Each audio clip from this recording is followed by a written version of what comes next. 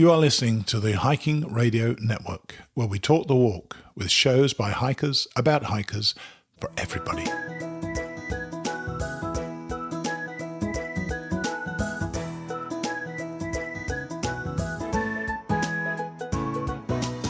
Mighty Blue on the Appalachian Trail, the ultimate midlife crisis.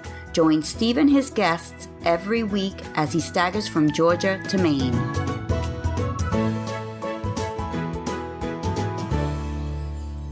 Hi, thanks for dropping in again this week for episode number 105 of Mighty Blue on the Appalachian Trail, the ultimate midlife crisis. I'm Steve Adams, otherwise known as Mighty Blue. This week, with just a few weeks left before I start my own hike on the Camino de Santiago in Spain, we have a woman who has spent a huge amount of time in the outdoors, Cindy Ross. Cindy is a Triple Crowner and a passionate advocate for education outdoors, having written 6 books about a hiking life and the lessons to be learned in the wilderness.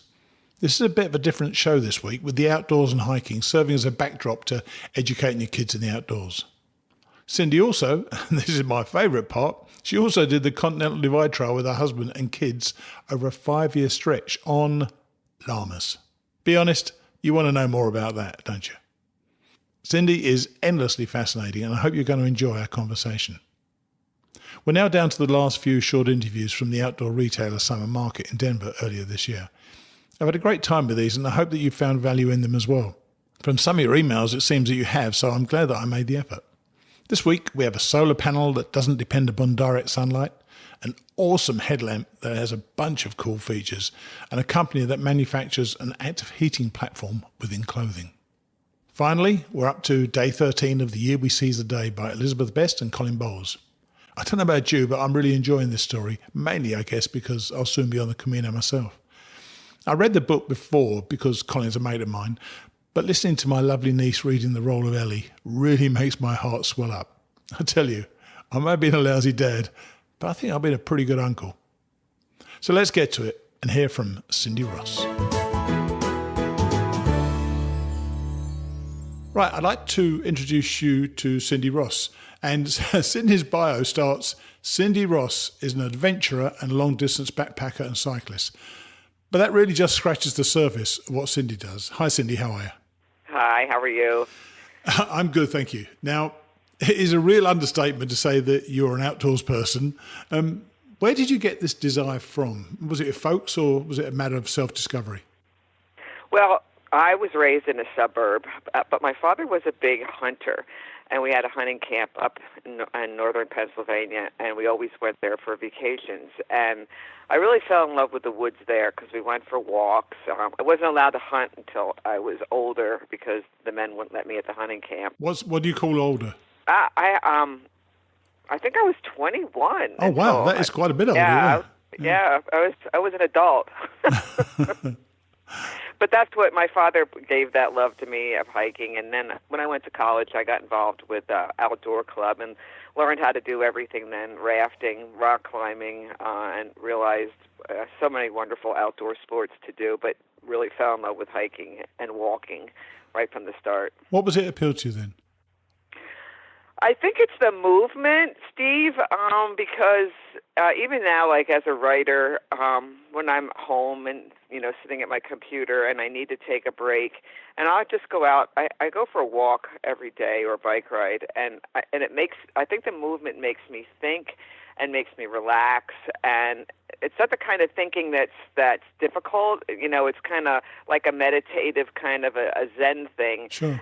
And so that thoughts move in and out, and I really like that part about moving, and of course being in the natural world always makes me happy. So I think it's a combination of the movement in the natural world that I love so much. You say you're sitting at a computer, and so was I. And I sit at my computer a heck of a lot doing these podcasts, as you can imagine. But I bought myself, or that's not true, I was given it as a gift, one of these stand-up desk things that sits on top of your desk, and you can raise it up and sit down. So you can literally stand up while you're writing or working. It's double my productivity. So you might want to think about that. My husband made me a little triangular wooden desk for the deck, so I do go outside and work, which makes me happy. Yeah. All right. Nice.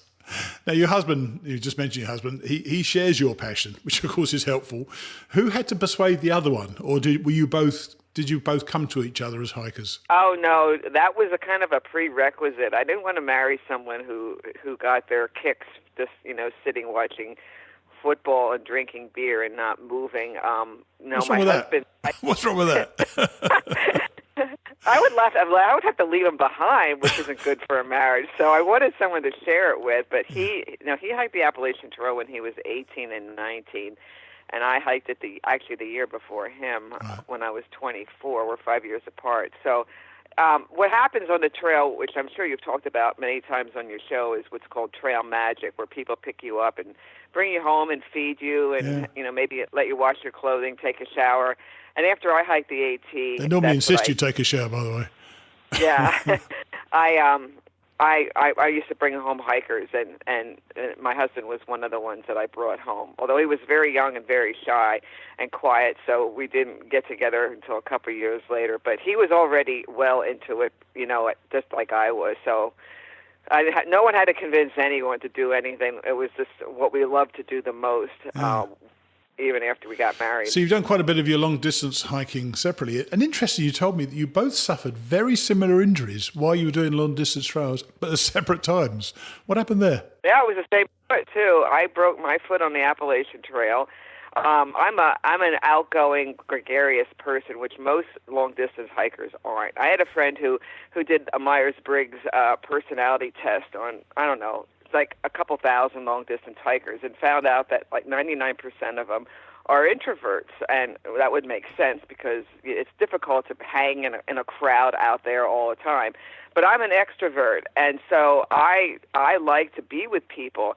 And I had a partner when I hiked the Appalachian Trail, and we split up. She kind of like got a crush on a guy and left me after we had planned it for years, and I was very unhappy and hiked fast because I was like in this little gap in between bubbles of hikers and alone.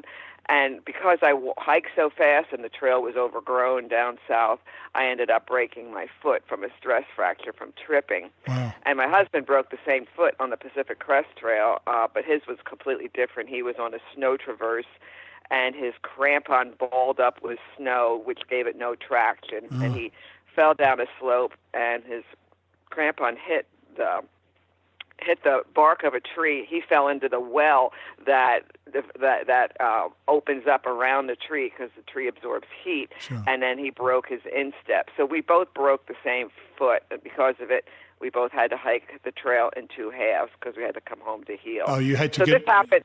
You got off there, did you? Yeah, we both had to get off and heal, and then we met each other. So it was like a blessing that he broke his foot, because then I met him at a long distance hikers gathering, and that's how we got together. So yeah, we have a lot in common, including the same broken foot. Exactly, yeah. So that obviously, and it's easy enough on the AT to get off, isn't it? So you broke your foot, you could get off pretty quickly, easily. If he's on a snow traverse, I suspect he must have been a bit more remote. How did he get off the mountain?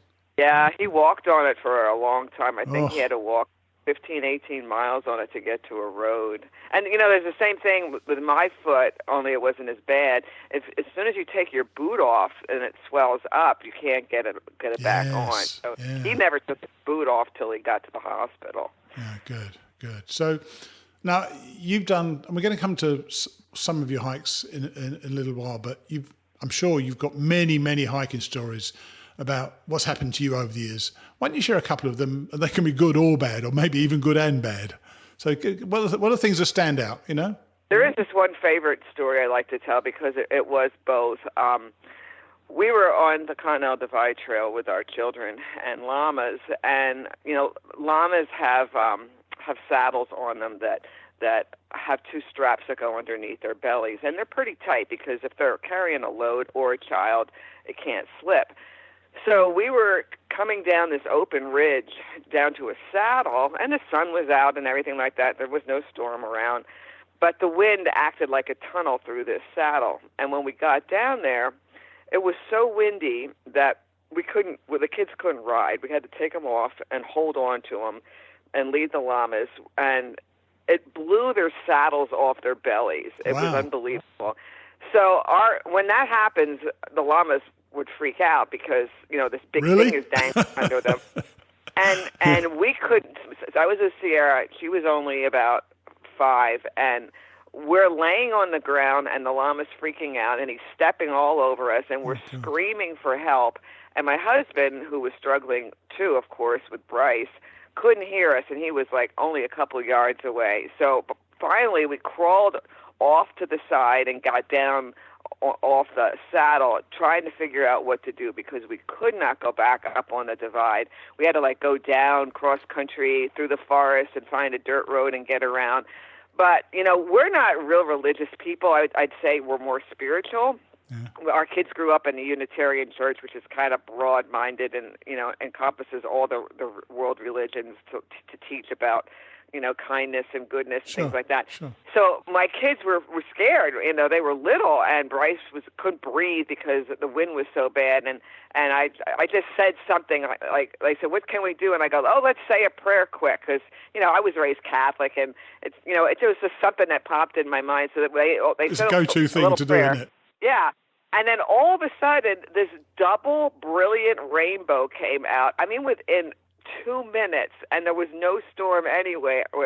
And the kids said, "Wow, God heard us. We're going to be okay." And it was really weird because, Steve, when we went back to our church after that, we were going to the Catholic Church at the time, and we had this priest who just was not a good priest, and he was, running around with women, drinking and things like that. But at Mass, he would talk about hell and damnation, and Sierra she was even younger than that. I think she was like 4. We came out of church after we had just gotten back from the Continental Divide, and this had happened to us out there, this windstorm.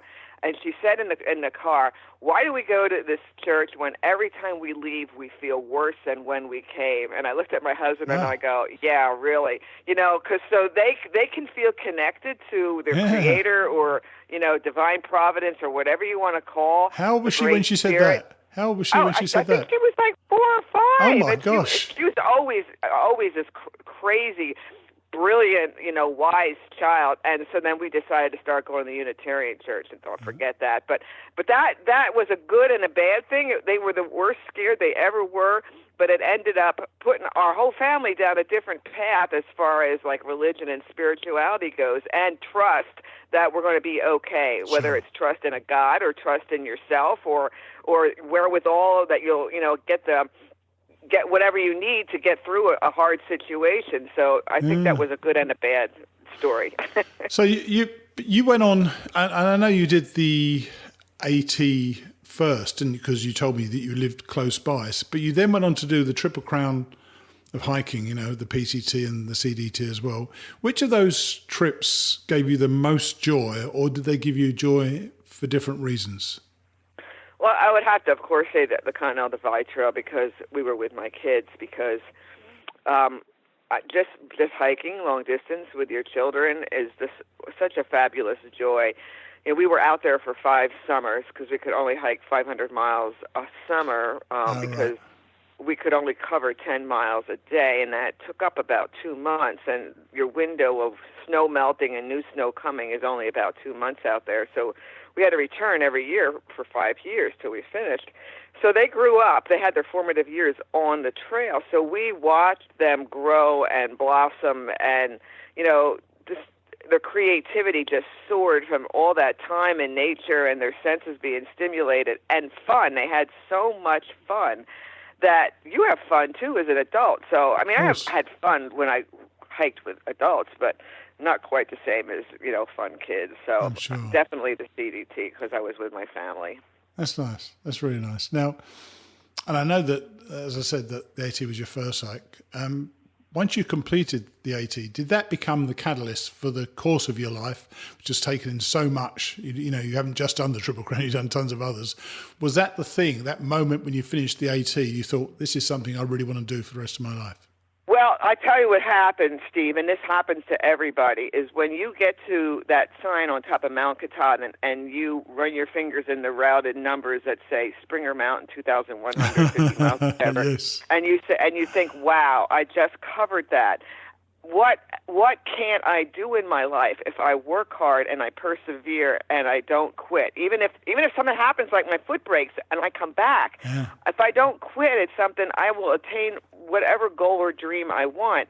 And it wasn't so much that I knew I was going to do the PCT right away, but I knew that whatever I did, I would be able to succeed at if I worked hard enough at it. And that's what changed the course of my life. And I did the PCT a couple of years later.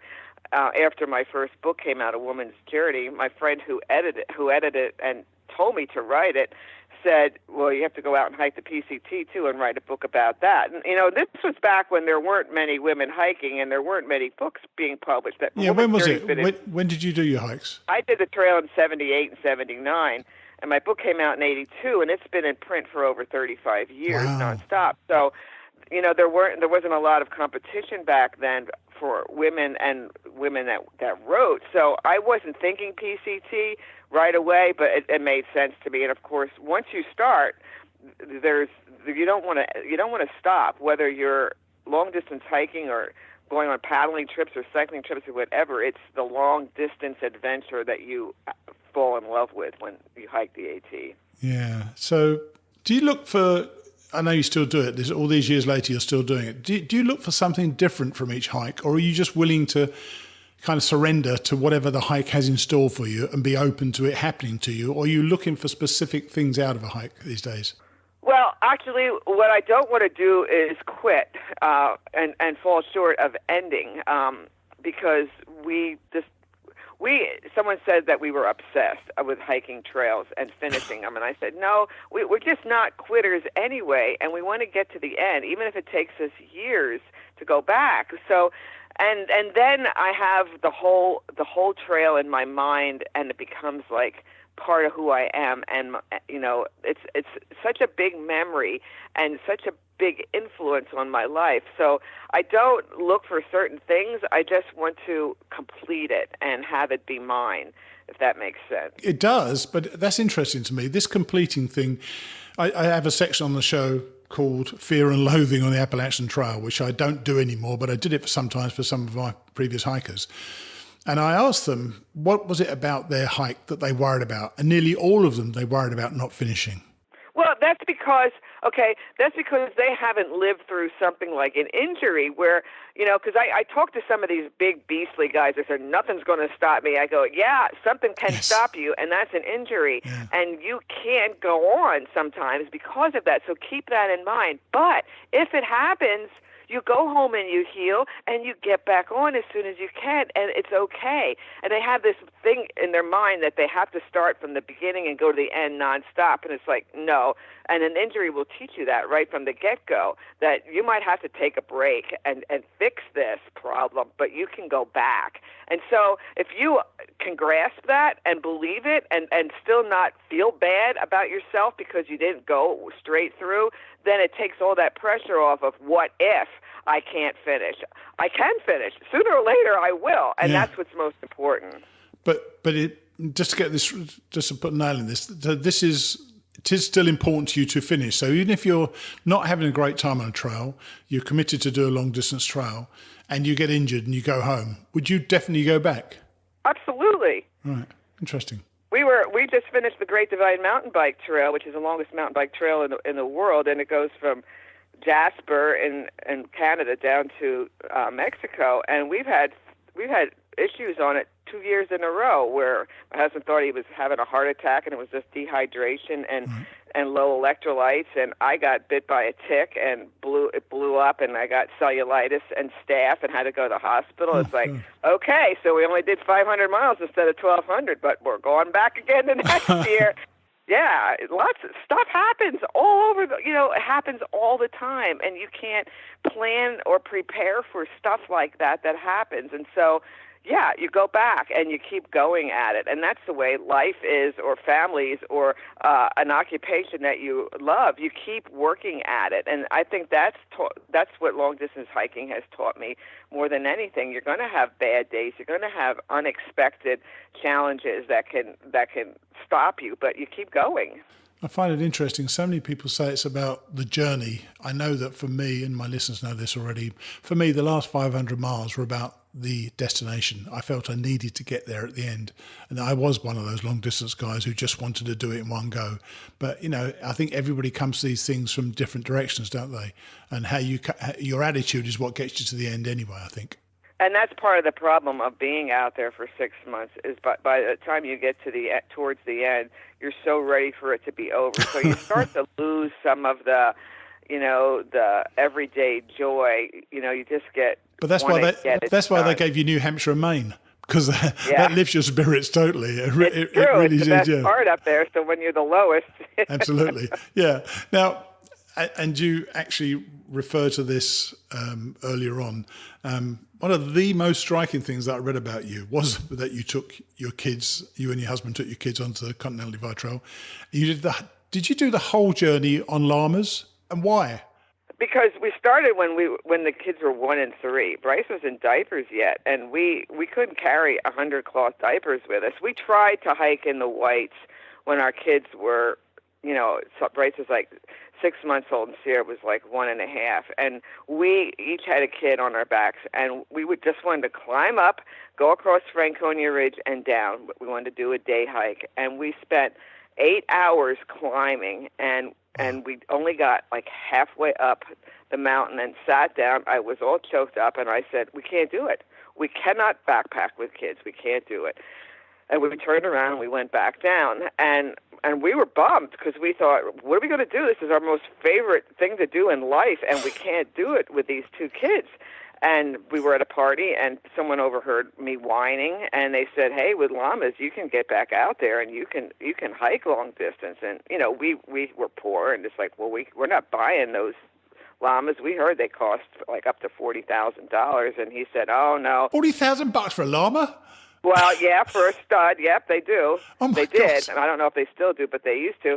So he hooked us up with the Colorado Llama Association and the Colorado Trail, and they were trying to promote llama packing. So they gave us all our llamas, all the gear, helped us at every trail crossing, because when you have llamas and 100 diapers, you don't just hitchhike. So they met us and took care of us, and we did the Colorado Trail for 500 miles. But we had these little tiny kids, so we could put them on a horse. And the llamas, Sarah was 3 when she rode 500 miles, and we took that llama across stuff that you wouldn't believe, like bridges that were only like 1.5 feet wide. Wow! And across snow traverses, and she rode like charm up there. So. That's how we got back. That's how we didn't have to stop hiking, was because of these llamas. So we bought our own. We had up to 8 llamas, and we're going to start our own llama pack business, but decided not to then for multiple reasons. But that's, we hiked Colorado with someone else's llamas, and we were out there on like day 2 and said, wow, we're going to keep doing this. And we came home from that trip with a stock trailer full of llamas and had to put out like dog stake screws in our yard, which they burned all the grass from their urine because we had to fence in the pasture and build them a shed. But it was a fast decision, on the way home to start to do this ourselves and to do the whole Continental Divide Trail. Wow, that is amazing. But actually, I think, and it's what came out of this amazing journey that really caught my eye. Your bio, I'm going back to your bio that says, Cindy and her husband learned how experiences can generate extraordinary learning.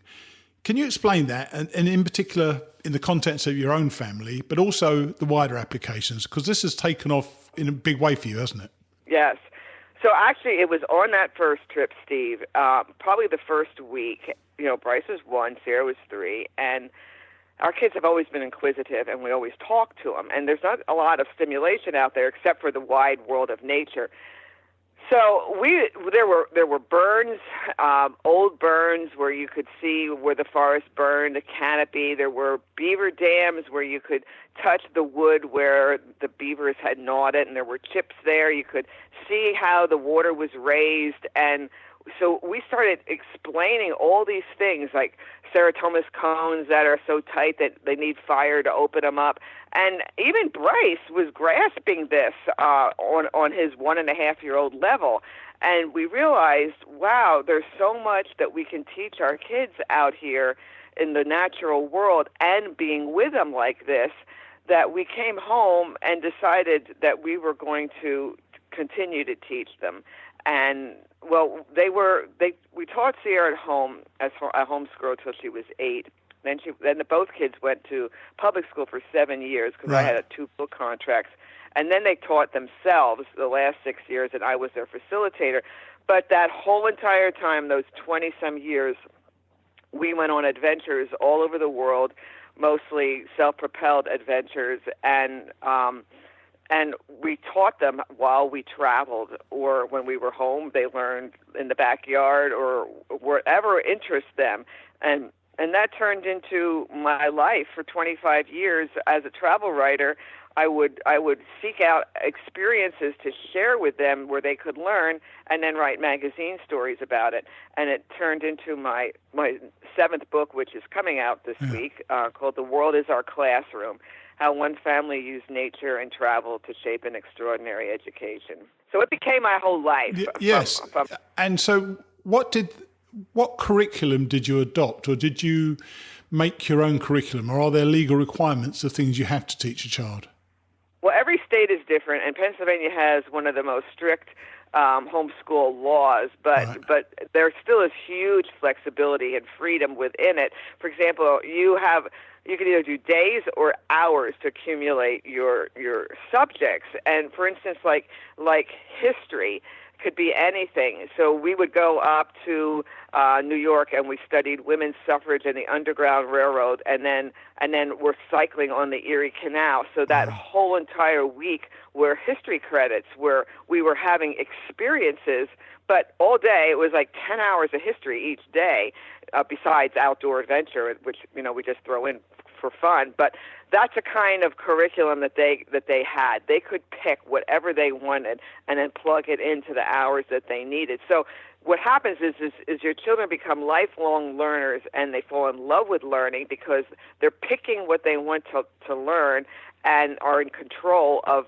the learning, which makes them understand that they are in control of their whole lives and all the choices that they make. And that's one of the most important things that this lifestyle taught them, is you don't pass the buck, and you are responsible for your life, and to be happy and to select an occupation that feeds your soul, not just gives you money.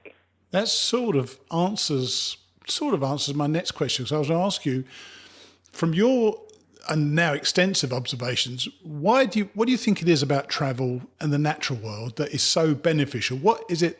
What synapses in our brain does it trigger that perhaps other things don't?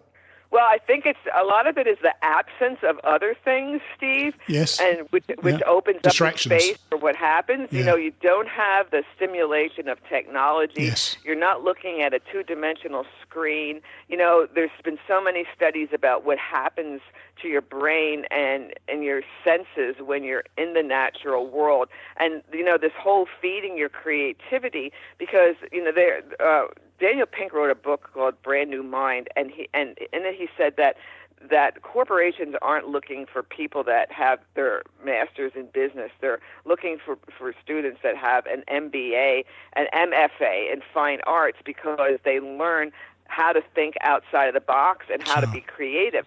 So it doesn't matter if you went to school to be an artist. It's a different way of thinking, and everyone wants people to think differently to promote their business. And so that's what happens to you when you're outside too, is your creative senses just get cranked up on high. I mean, that's why my son is a fabulous illustrator, is because he spent all that time having his senses stimulated. Yeah. And that's crazy to even think about that, because it's not your normal thing that you would think would happen when you're outside, but it happens to everybody, no matter if you're out for the whole Continental Divide or you're out for an hour. Yeah, I totally agree. And it's funny, actually. I'm thinking as while you're saying this, you said you homeschooled your children for the first, I think 7 or 8 years, something like that. Then they had 7 years in the system, and then they were responsible for their own learning for the next 6 years. If I heard that correctly, I wasn't quite sure about the numbers of years. But, yeah, that's exactly right. All right. So, did you notice differences once they got into the school system? Well, they went right. You mean once they? Well, Bryce was young. He went in at first grade, right. And Sarah went in at, I guess, if you're 8, I think she was in third grade. Yeah. Yeah, but they were not happy in school, and they were bored, even though they were in like the gifted and honors. Right. And I took them out. See, we were allowed to take them out whenever we wanted. They used up their 5 days of field trips the first week because they never went to school the whole month of September. So they missed up to 70 days a year by traveling, and our school system was okay with it, and they were still the brightest kids in the school district. So I did this funky combination of, public school and still world adventure traveling.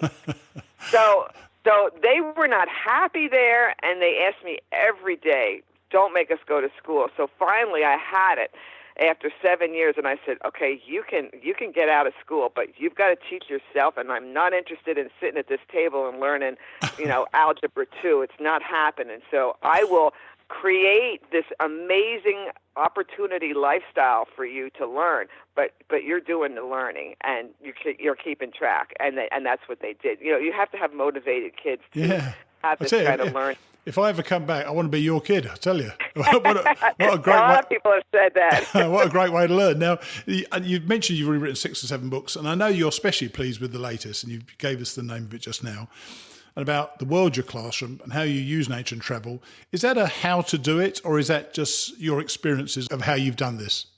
There's 12 chapters in it, and they're divided by different kinds of experiences, like learning from self-propelled travel, or learning from pushing your boundaries, and learning from our ancestors. Like when we went over to Poland and Sicily to find my relatives. So there's experiences from my family from their whole childhood, but they're topics, and I paired them, Steve, with virtues that they learn. Like the chapter about learning from wild animals, there'll be stories in there of our encounters with wild animals, but what we learned from them, like we learned empathy for wild animals from being in their home. At the end of each chapter, there's some hints and tips on how you as a family can get started in this yourself, like on a smaller scale. Every chapter has examples of these types of experiences closer to home, too.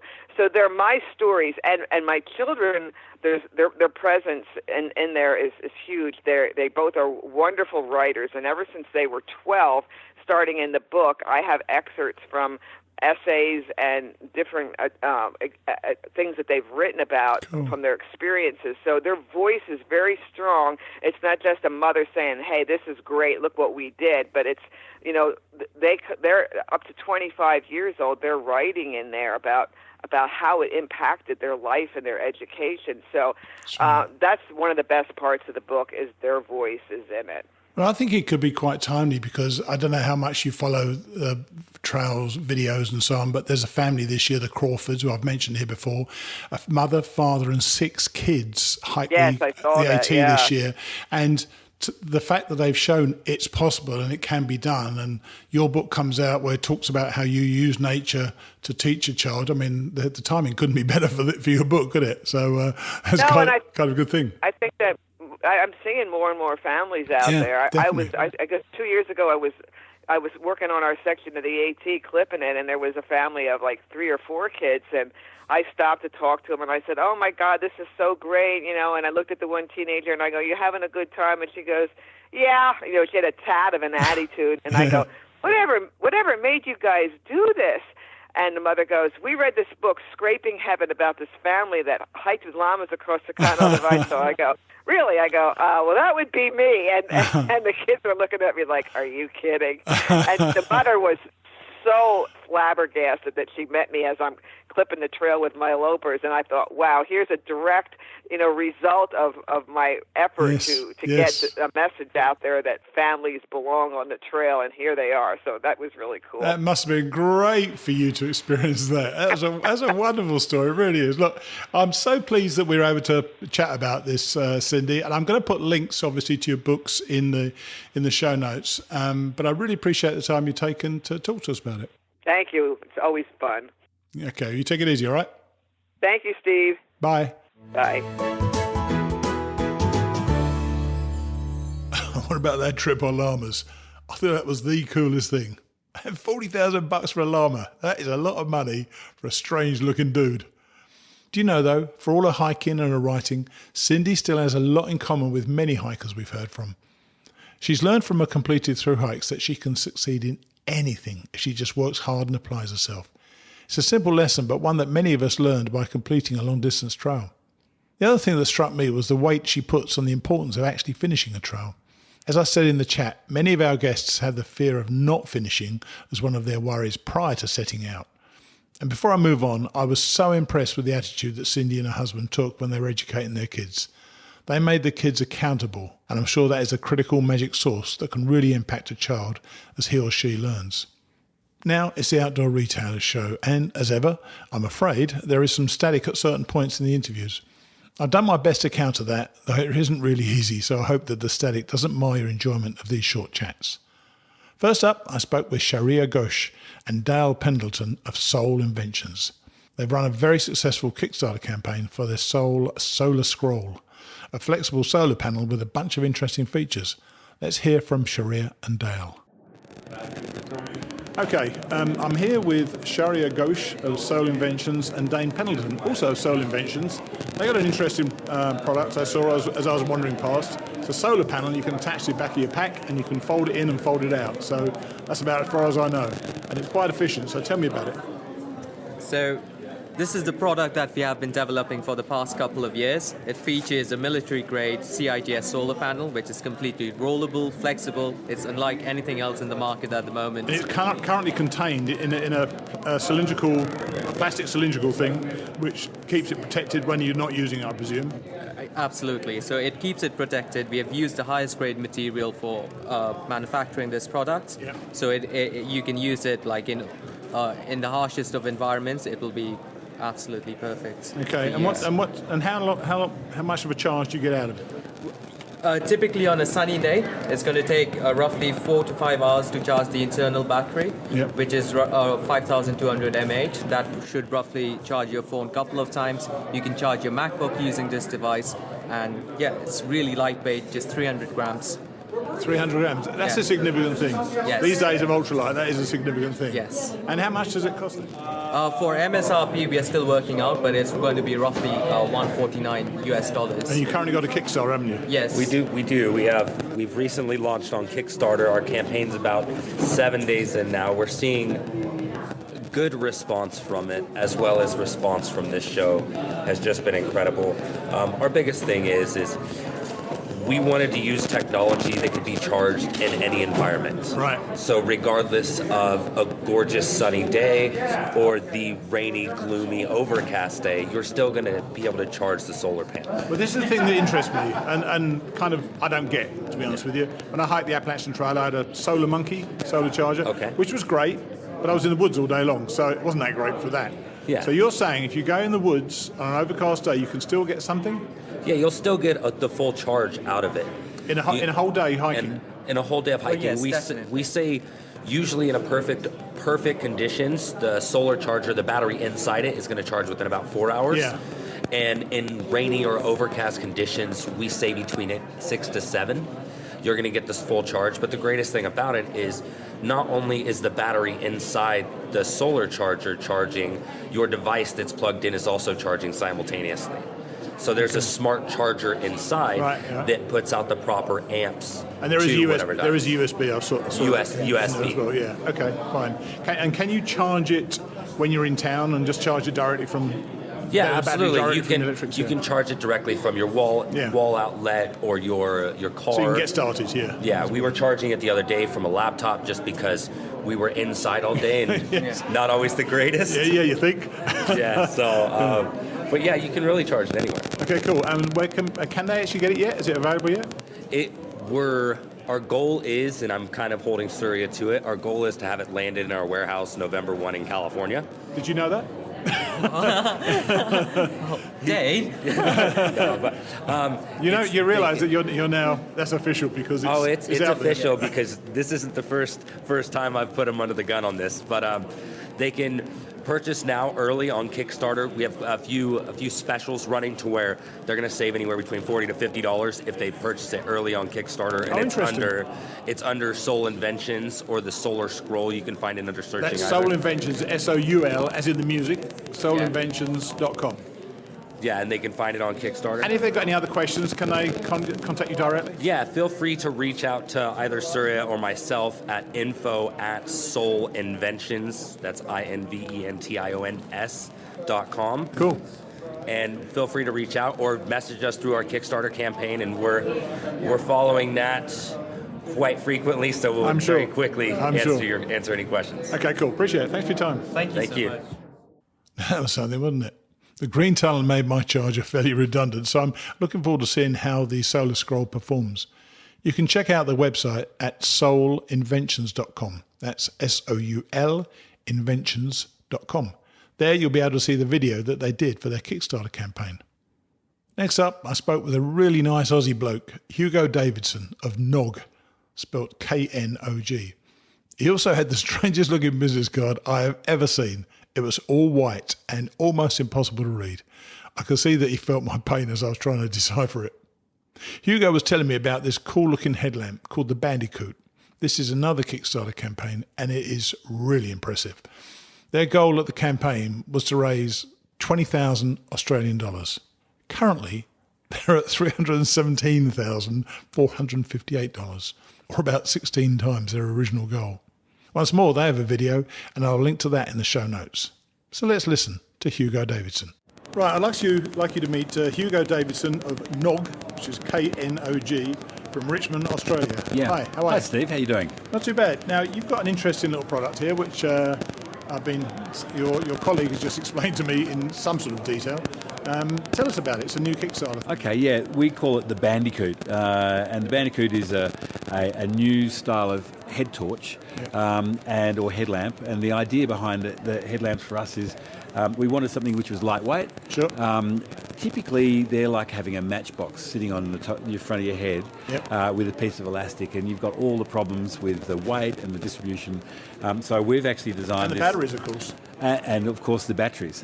So Nog's been involved in bike lights for probably 15 years, and we've taken some of the technology that we've used in that category and developed this new headlamp. We make it out of silicon, and so it's completely integrated. It's 100 lumens, and it's fully rechargeable. So that's going to retail for around about $35. That's a bargain. It is a really competitive price. So again, we're taking the technology that we've used 15 years in the bike industry and adapted it to this particular technology. The beauty of having a completely one single molded unit in silicon is it keeps the weight distribution way down. Right. It makes it completely 100% waterproof because there's nowhere. It's a completely sealed unit with nowhere. Even when you want to charge the unit, you just unclip it, and your USB attachment is directly integrated. So if you're carrying a one of these, because I've seen plenty of them around, one of these solar panel things, you can plug into that and recharge to that. You plug it in as it stands, and exactly, you're ready to go. Yeah. So it's got a number of different features with a focus spot and wide angle. Also a reading light and a red nighttime light. And also the specific reading light is a surprisingly good addition. Yeah, because I remember looking down and couldn't quite get the light in the right place. So it works really effectively for anything you're doing within sort of a half metre to a metre range. Sure. Cooking or reading or anything like that. And one of the other key features. Oh, that's interesting. Cooking. I didn't even think about that. Yeah. Well, that's right. You don't want to blast out. And if you're looking at people with a headlamp on, of course, the biggest problem is that you blind them and you can't see them. That's right. With that light, you can see what's going on and you can see people, and you're not actually shining light directly in people's eyes. Sure. The other really cool feature with this is that they're programmable, so you can plug them in your computer and you can adjust the features and the functions yourself. Oh. Interesting. Which is quite an unusual. So if you want to run it for longer than the normal 2 hours, you can actually adjust the lumen setting and you can make it run for 6 or 8 hours. Oh, interesting. So that's a really cool feature that you've got. And are they available yet, or are they? They're going to be available. We actually put it on Kickstarter, so anyone who wants to actually go and see what it looks like can go onto the Kickstarter site, which is kickstarter.com, and just look under Bandicoot and you'll find it there. That's BANDICOOT. That's right. And so we're going to be fulfilling our Kickstarter pledges first. That'll be around about the end of September, start of October.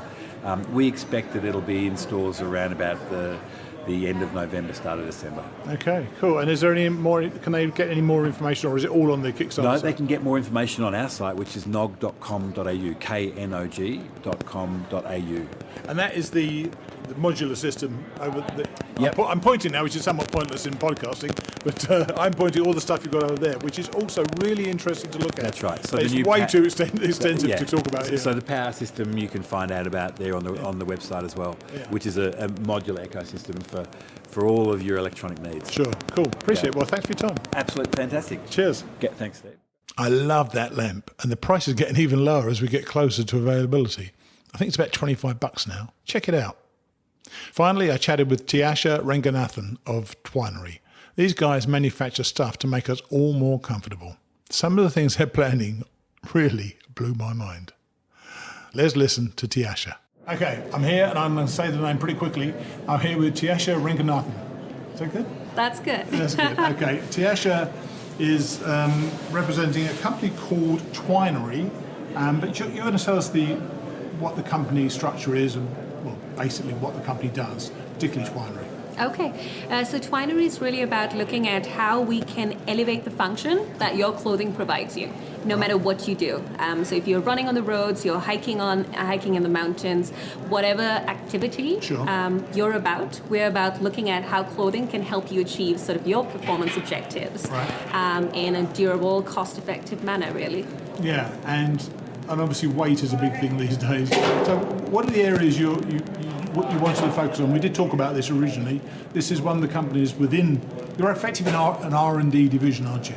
Yes, we are sort of an innovation arm of a parent company, MS Holdings, which is sort of a global apparel design to development solutions provider. And before we actually started recording, she shared with me some of the companies with whom she deals, but she can't tell us. But I've heard of all of them, so it's okay. Well, I'm glad you trust us. Yeah, cool. So tell us about Phoenix. That was the area you thought might be quite appropriate for hikers. Yes. So Phoenix is actually our active heating platform that enables you to essentially control your microclimate. Right. So say you're going on a hike, we really want to look at how we can help you travel lighter. So essentially, this platform helps you control the temperature and self-regulate to keep you as warm as you might want, and have the ability to switch off once you kind of reach that peak warmness. What do you put within? You obviously put it within the jacket somewhere. So what do you put in there? So what we've done is we've inserted insulated copper wire and knitted it into a base layer and a mid layer, and that's regulated via a power module, which sort of gives you the energy consumption you need. And how long does a charge on the power module last? Well, it depends. It's got 3 modes of low, medium, high. If you choose sort of very high temperature, it can last up to about 3 hours. And if it's a low temperature, then it lasts up to about 5 hours. And how much does that weigh, the power module? Because that's the thing that's going to bug everybody, the weight of anything. I agree. And batteries is sort of this big challenge that everyone's trying to solve for. Unfortunately, flexible batteries aren't here yet. This power module weighs about 30 to 40 grams, and that can vary depending on how long you want it to run for. What's that in ounces? I have no idea what the conversion is. I'll work out what that is when we finish the interview. Right. Yeah. So 30 to 40 grams. That doesn't sound very much. So you come up with the product and you don't sell direct to consumers, although you did say you've started doing some of that. So your customers are really the companies who look for that technology within their kit. Is that correct? Right. And do they ask for specific requirements of you, and you meet that requirement? Yes. So we're essentially the brand behind the brands. Although in recent years we've tested some B2C sort of brand propositions. So what we do is we'd say, we have this technology. Let us know what kind of product you want us to integrate it into, what kind of raw materials would you like to work with, or we'll give our own recommendations. Right. And then we'll kick off doing our product creation phase. I've been fascinated on this trip hearing about some of these heating up people. Can you cool down people as well?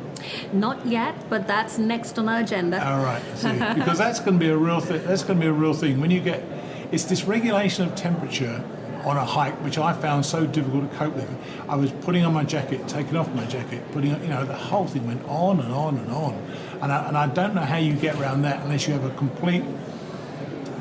an ability to completely control your temperature from your phone or something like that, or some sort of marker. So what's the future? What are you actually looking at now? Are there things you can tell us about you're looking to develop? I mean, the North Star is really a seasonless jacket, right? A jacket that can be anything you want it to be despite the weather conditions. We're still a little bit way out from achieving that, right. But it's good that you actually spoke to us about it, but active cooling is actually next on our pipeline. Oh, really? Yes. Oh, really? And can you see, what else can you see in the future? Because everybody's looking for new gear all the time.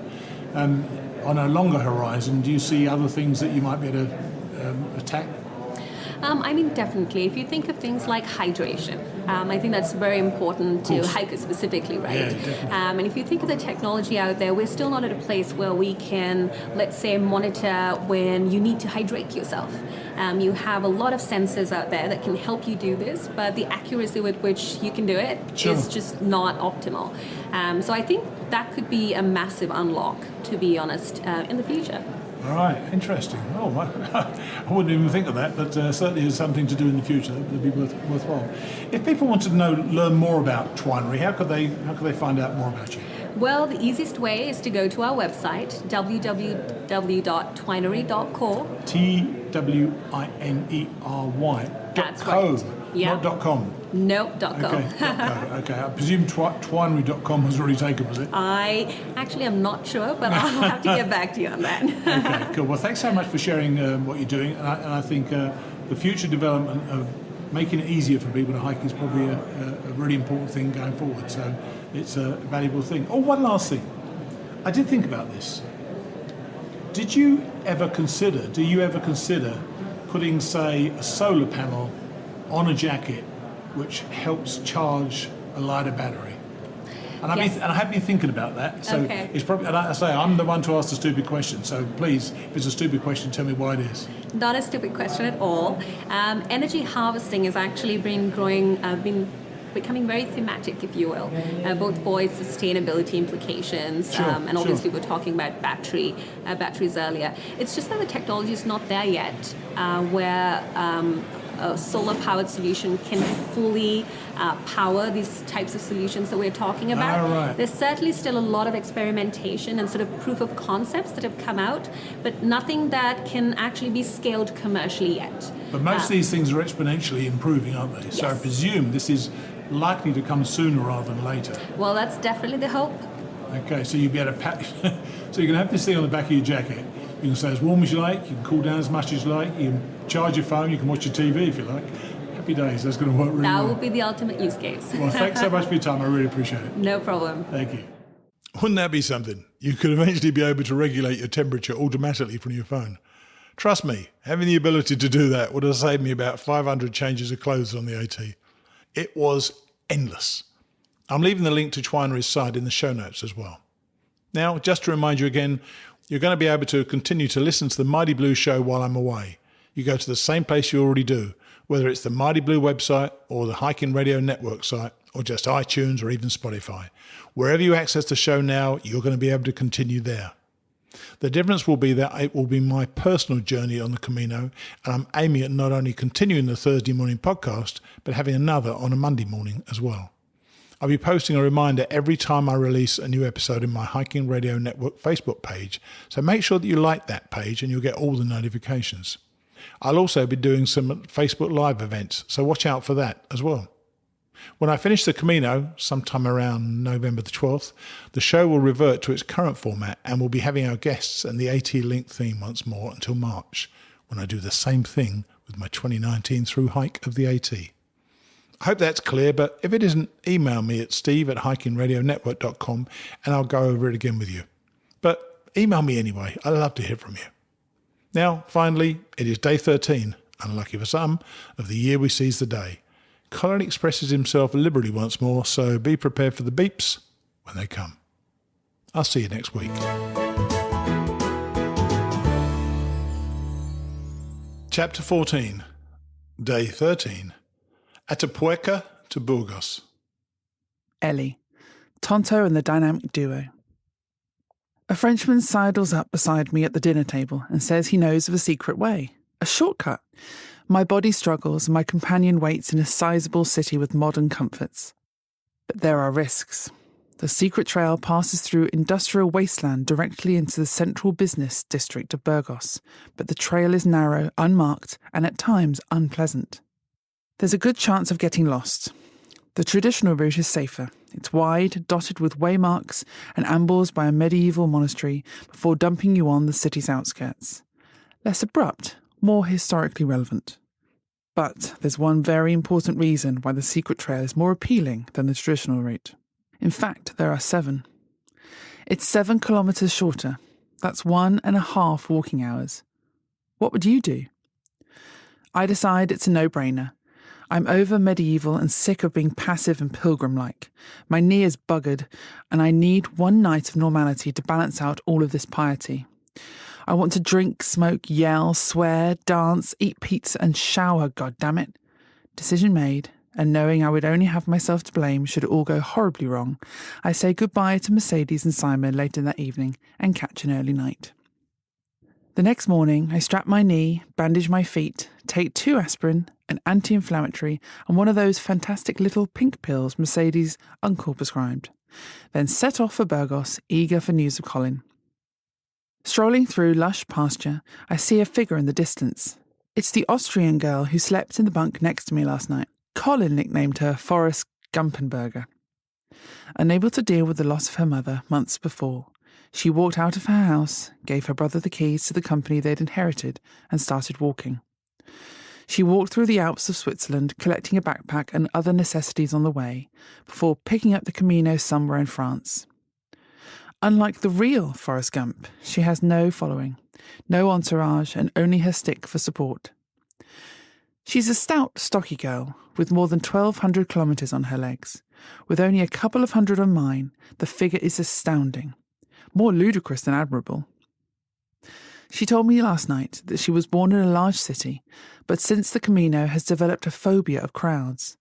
She is in no hurry to get to Burgos. She won't even stay there the night. She tells me she will, as always, walk the long way. Crossing a motorway overpass, I realise I'm close to where the sneaky Frenchman indicated the alternative route would peel away from the main road. It should be up ahead, somewhere on the left. With the Austrian girl still in my sights, my conscience begins to play on me, and I reconsider my decision. This is, after all, a pilgrimage. I am supposed to suffer. Forrest is suffering. Isn't that the point? On the other side of the bridge, Forrest stops, rises to her toes, prairie dogging up the path, then checks for witnesses right and left. I duck below the wheat line before watching her dart off into the grassland, through an open field, bounding across the paddock like a bunny on the run. Suddenly I feel much better about my decision. I guess everyone has their price. As the Frenchman warned, shortly into the detour, the industrial wasteland turns vile with the stench of rotting garbage. Rats and crows forage through crap on either side. It never ceases to amaze me what a difference a day can make in Spain. Yesterday I was walking through a lush wonderland, painted with brilliant life and colour.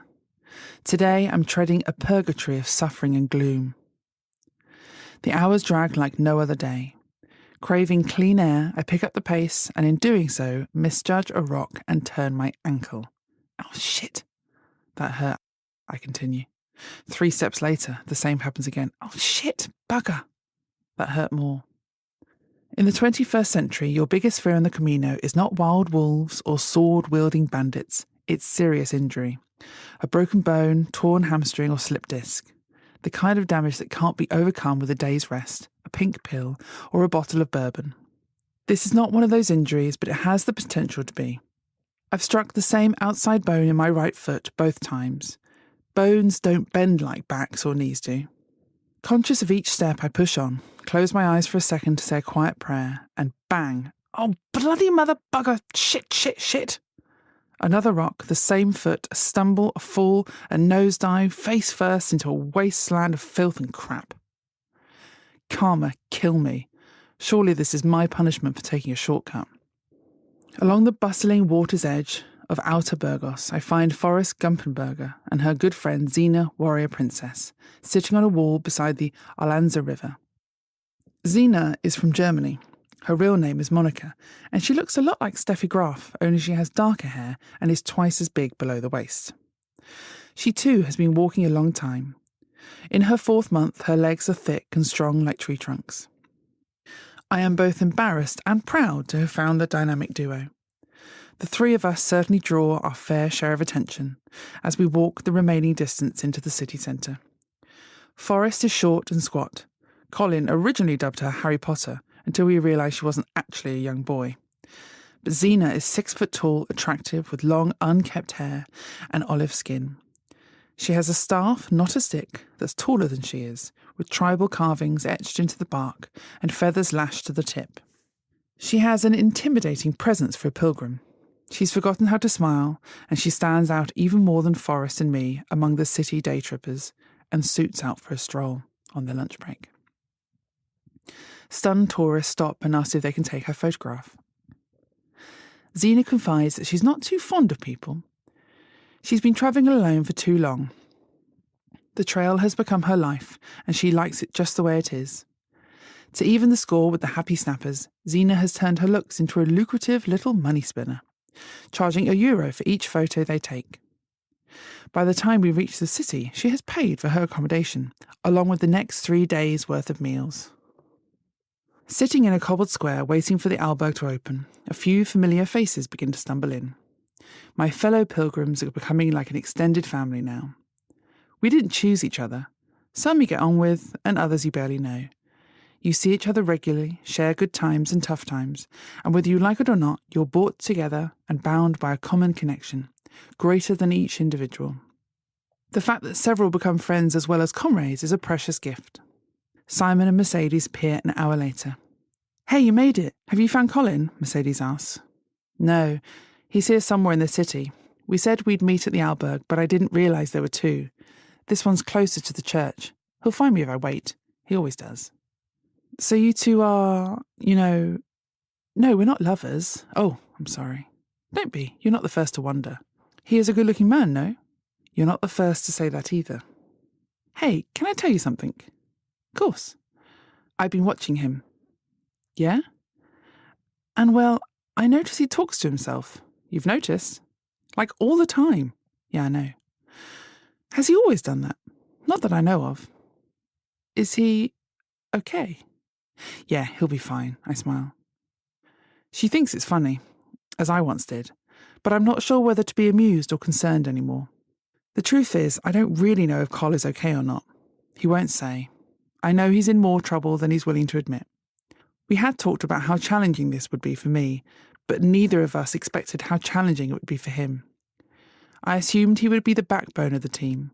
He assured me prior to our decision that he was fit and he would make sure we would both make it to Santiago. He would be the rock that willed me on. But watching him wrestle with the ghosts that have sprung up in his path is even harder, knowing I brought us both there. Physical pain is one thing, but guilt is something else. Colin, the good news and the bad news. Whenever Ellie and I are separated, we never worry. I know I'll always find her and she will always find me. It's like telepathy, partly because I've got to know her pretty well already and I can predict her moves. But it is also something else, harder to explain. Finding me isn't so difficult. She just goes around checking all the bars. But still, that we can find each other at all, even in a moderate-sized city, within half an hour of looking, is remarkable. We had arranged to meet in the albergue at Burgos, so when she is not there by 3 in the afternoon, I decide that she is either dead or there is another albergue that's not in the guidebook. I walk into the city and find Clark Kent sprawled on his back outside the cathedral, presumably dead. His diminishing pack lies on the cobbles, but it's still as big as a refrigerator and twice as heavy. He is mumbling something about Lois Lane sucking his toes. When I rouse him, he tells me he saw Ellie the day before, further up the track, and that her knee had seized up, and she is probably feeding the crows by now. Hope the crows have some other roadkill lined up, or they're going to need a snack before supper.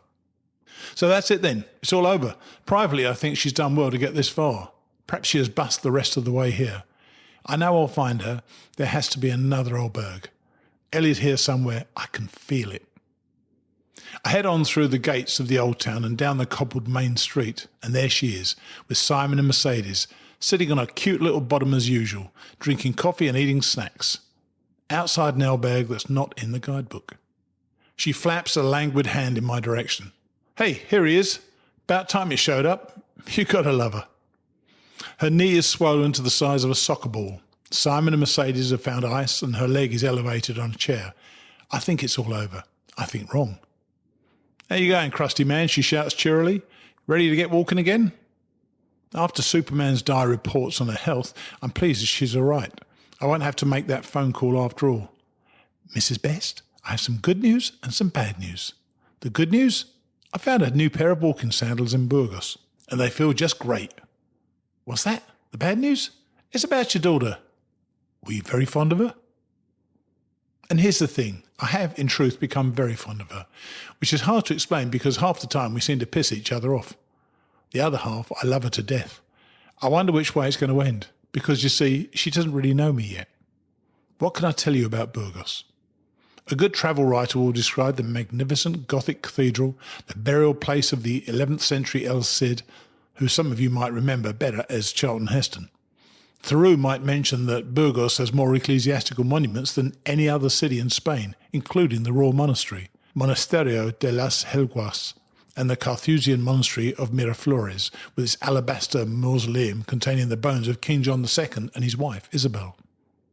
Bruce Chatwin might mention that Burgos was the headquarters of Franco's rebel nationalist government during the Spanish Civil War. All I can tell you is that Ellie and I got wasted catching up in the bodegas, and I bought a pair of sandals. I never thought it would happen walking in sandals and socks. Until now, I've always associated socks and sandals with 60-year-old English blokes on the beach at Hastings or Brighton or Blackpool in some budget British comedy. But on the Camino, socks and sandals are more than a fashion statement. They mean you're serious. Not beach sandals, these are special hiking sandals, worn with very expensive anti-blister socks. Next day, setting out from Burgos in my high-tech $150 Churruca hiking sandals, I feel like I'm walking on rose petals. My feet are no longer my Achilles heel. I have other Achilles heels, of course, but the Churrucas aren't going to fix those quite so easily.